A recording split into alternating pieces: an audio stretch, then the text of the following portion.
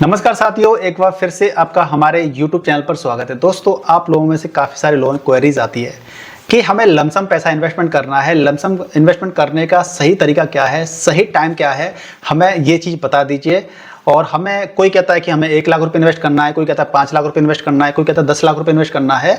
तो ये वीडियो आप लोगों के सारे जो आपके जो डाउट हैं वो क्लियर कर देगा। लेकिन फिर भी कोई डाउट रहता है तो आप मुझे कमेंट करके पूछ सकते हैं। ये वीडियो काफ़ी इन्फॉर्मेटिव होने वाला है। वीडियो को जल्दी से लाइक, शेयर और चैनल पर यदि आप नए तो चैनल को सब्सक्राइब जरूर कीजिएगा। देखिए, आप में से कुछ व्यूअर अभी नए भी होंगे, तो पहले लमसम इन्वेस्टमेंट क्या होता है थोड़ा सा ये बता देता हूँ, जिससे कि सारे लोग थोड़ा सा सभी लोगों को जानकारी हो जाए। देखिए, म्यूचुअल फंड में इन्वेस्टमेंट करने के दो तरीके होते हैं। एक आपका होता है एसआईपी यानी कि सिस्टमेटिक इन्वेस्टमेंट प्लान, यानी कि आप इसकी फ्रीक्वेंसी अगर मंथली चूज करते हैं तो आप हर महीना पैसा इन्वेस्टमेंट कर सकते हैं जो आप चाहते हैं।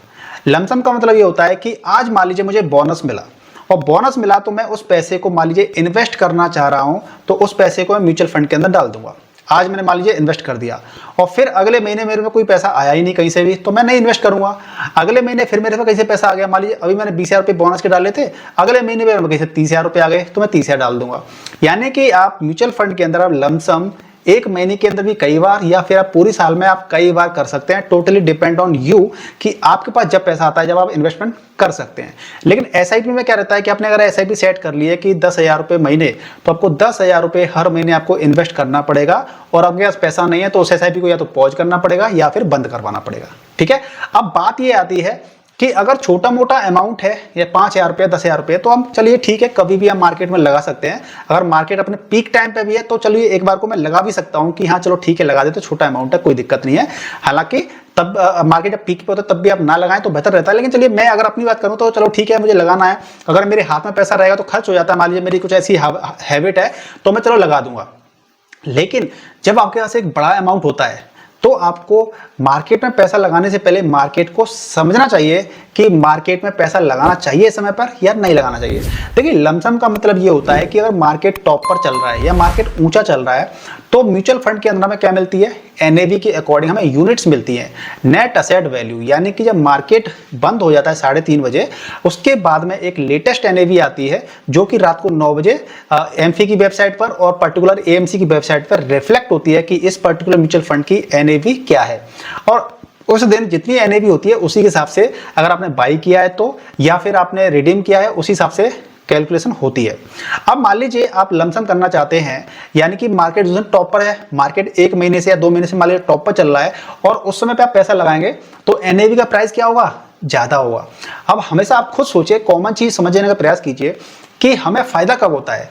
हम मान लीजिए किसी चीज को बाई करते हैं तो वो सस्ती मिलती है। अगर हम बाई कर रहे हैं तो सस्ता मिलना चाहिए हमें, तो सस्ता मिलता है, फिर उसको हम बेचेंगे तो महंगे दाम पे बेचेंगे, तभी तो हमें फायदा होता है। लेकिन अब ऑलरेडी जब किसी चीज को टॉप पे चल रही है और जब आप बाई करते हैं, इसका मतलब ये है कि आप कॉस्टली बाई कर रहे हैं।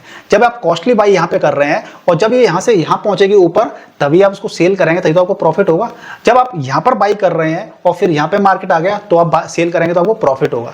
मीन्स इसका मतलब ये है कि आप पिछले कुछ महीने का टाइम पीरियड देखिए, टाइम फ्रेम देखिए, एक ग्राफ को देखिए, निफ्टी को देख सकते हैं, उससे आइडिया लगा सकते हैं कि मार्केट अभी कैसा है। मार्केट जैसा कि आप देखेंगे, आज हमारी क्या है, आज हमारे पास 23 जुलाई चल रही है। लेकिन आप अगर 5-6 महीने पहले की बात करेंगे तो उस समय पे हमारा शेयर मार्केट निफ्टी 50 बात कर लेते हैं, यानी पूरी म्यूचुअल फंड इंडस्ट्री बात कर लेते हैं, सारा चीज नीचे थी, करेक्शन के दौरान चल रही थी, करीब 15 से 20%, 25% तक की गिरावट थी, है ना। यानी कि उस समय पे अगर पैसा लगाते हैं आप तो आपको अच्छा मिलेगा। यानी कोई चीज गहराई में नीचे आपको मिल रही है, मान लीजिए यहाँ पे मार्केट गया था टॉप, और टॉप करते करते नीचे आ गया, यहाँ पर मान लीजिए 25% या 20% के लॉस पे आ गया कोई चीज, तो अब यहाँ पे इन्वेस्टमेंट करेंगे। इसका मतलब ये है यहाँ पे एनएवी सस्ती होगी, है ना। यहाँ पे एनएवी सस्ती होगी मीन्स इसका मतलब है कि आपके पास क्वांटिटी यूनिट्स आपको ज्यादा मिलेंगी। जब आपको क्वांटिटी ज्यादा मिलेगी, यूनिट ज्यादा मिलेंगी, तो वही यूनिट आपकी जब मार्केट फिर रिकवर करेगा, रिकवर करते करते जब ऊपर जाएगा तो वही एनएवी का प्राइस बढ़ जाएगा, और जब प्राइस बढ़ जाएगा तो हमें काफी ज्यादा बेनिफिट होगा। तो देखिए, ये तो आप कॉन्सेप्ट समझ गए कि बेसिकली हमें जब भी लमसम का पैसा लगाना है तो हमारा जब मार्केट में करेक्शन होता है तब लगाना है। अब ये करेक्शन कितना हो, इस पे बड़ी दिक्कत आती है।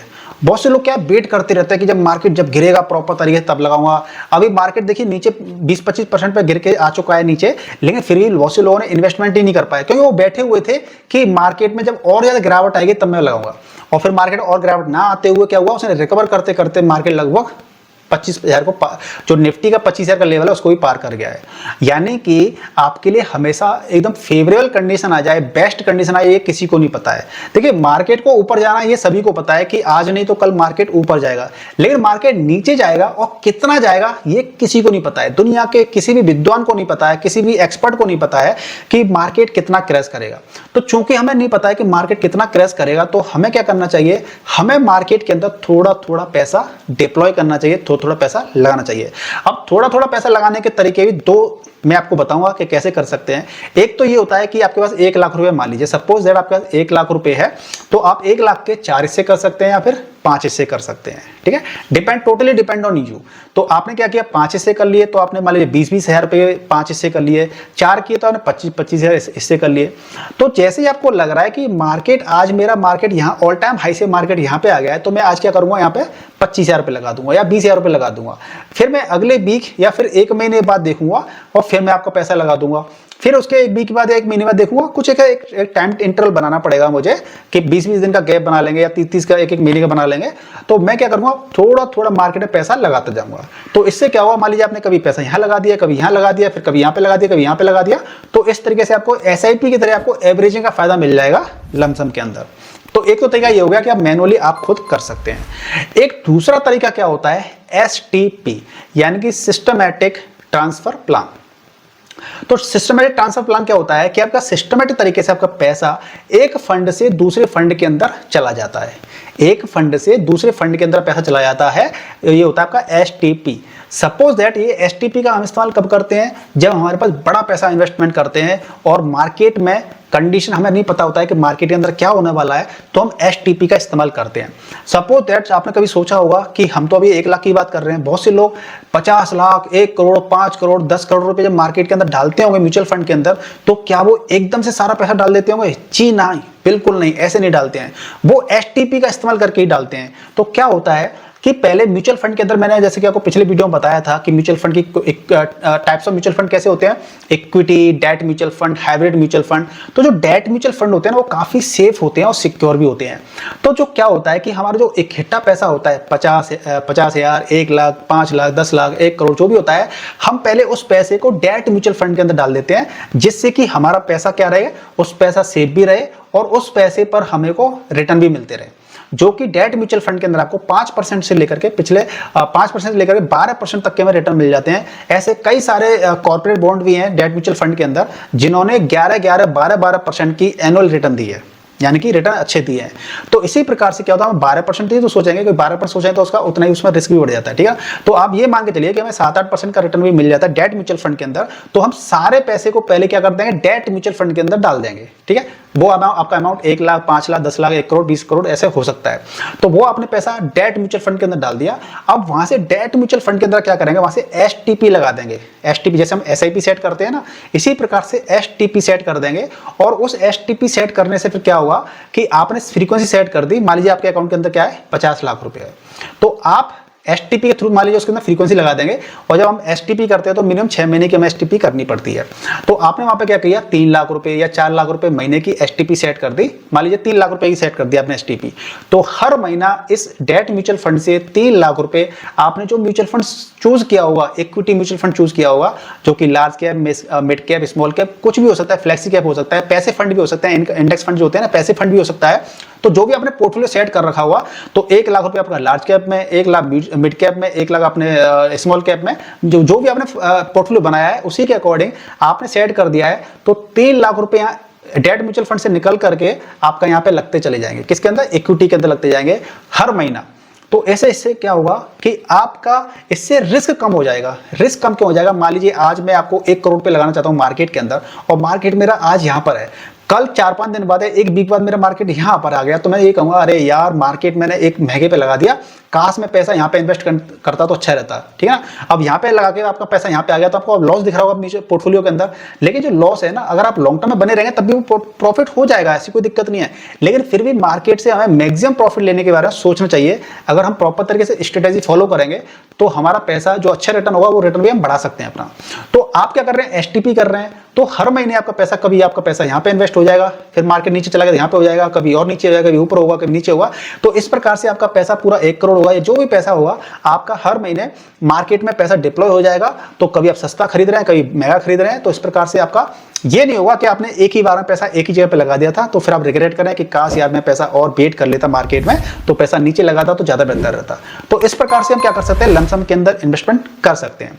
अब बहुत से लोग ये भी क्वेश्चन पूछते हैं कि क्वेरी के अंदर, कमेंट के अंदर, कि एसआईपी में ज्यादा पैसा बनता है या फिर लमसम में बनता है। दोस्तों देखिए, टाइमिंग अगर सही है, एसआईपी मतलब कि आपने पैसा हर महीना इन्वेस्टमेंट कर रहे हैं और 10 साल तक कर रहे हैं, तो जो आपका पैसा जा रहा है इन्वेस्टमेंट होने के लिए वो एक साथ तो नहीं गया, आपका पैसा 10 साल में गया है धीमा एक हर महीने करके, है ना।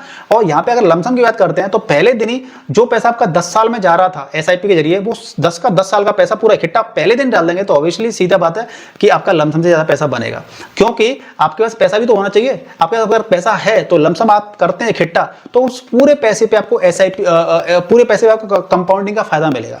तो ये डिफरेंस होता है, ये तरीके अलग अलग होते हैं। एसआईपी में क्या है, आपका पैसा नहीं है, आप हर महीना इन्वेस्ट कर रहे हैं, लेकिन लमसम में क्या होता है कि आप एक साथ आपका पैसा है, एक साथ आप इन्वेस्ट कर रहे हैं और एसटीपी के थ्रू इन्वेस्टमेंट करेंगे। डेट म्यूचुअल फंड से आप एसटीपी स्टार्ट कर देंगे इक्विटी के अंदर, तो आपका पैसा धीरे धीरे मार्केट के अंदर डिप्लॉय हो जाएगा और आपको बेहतर रिटर्न मिलने की पूरी संभावना बढ़ जाएगी। तो दोस्तों इस प्रकार से मुझे उम्मीद है कि आपको थोड़ा कंसेप्ट समझ में आ गया होगा, लेकिन फिर भी आपके डाउट रह जाते हैं तो मुझे कमेंट करके पूछ सकते हैं। वीडियो को लाइक कीजिए, शेयर कीजिए और आप मेरी क्वेरी का आंसर दीजिए कि आपने अभी तक कौन कौन से म्यूचुअल फंड के अंदर इन्वेस्टमेंट किया है, प्लीज कमेंट करके बताइएगा। और साथ में आप में से बहुत से लोग ऐसे भी होंगे जिनको अपना पोर्टफोलियो बनाने में दिक्कत आती होगी या बना चुके हैं, तो आप मुझसे संपर्क कर सकते हैं। मैं आपका फ्री ऑफ कॉस्ट में आपका म्यूचुअल फंड रिव्यू करने की पूरी कोशिश करूंगा। तो मिलते हैं नेक्स्ट वीडियो में, तब तक के लिए स्वस्थ रहिए, मस्त रहिए। जय हिंद, जय भारत।